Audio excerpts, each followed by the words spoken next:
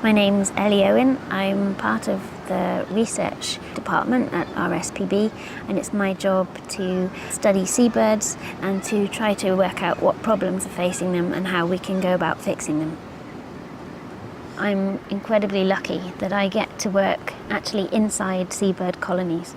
You really learn a lot by being there with hundreds of birds around you, and the sights and the sounds and the smells that can be a little unpleasant at times.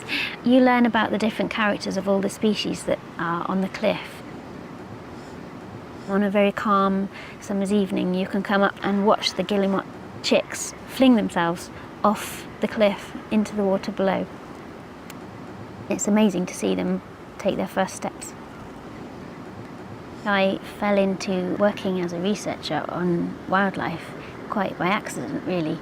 At school I wasn't really that interested in maths and science, but I started to be really interested in the world around me and nature, and that interest just took over. One of the really interesting things about British seabirds is actually how little we know about them.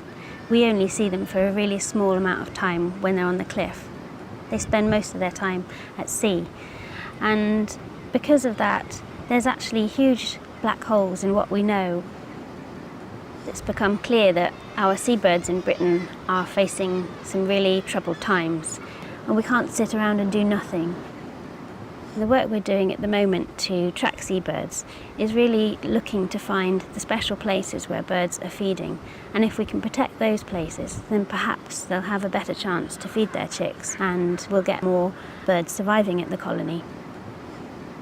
To catch the birds, we use some of the oldest techniques in the book.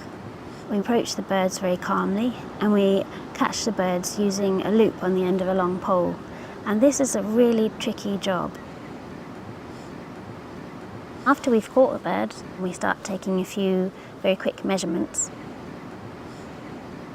And after that, the exciting stuff begins, and that's when we start putting the GPS tag on. One of the best moments in this project is when you get to release a bird, and hopefully it will return to its nest really quickly. The tags usually stay on for just a couple of days, and then we will go back and retrieve the tags. The information that we get is showing us exactly where the birds are going, and it's showing us to a really high degree of detail.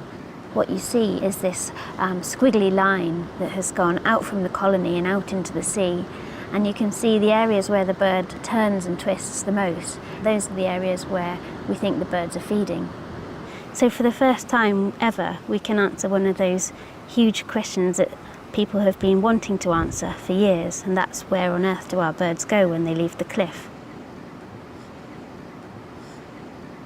Sometimes I think that working on the tops of a cliff is kind of a strange way to make a living, but I really hope that the work I'm doing is going to help protect the seabirds in the future, so that we have amazing seabird cities into the future for everyone to enjoy.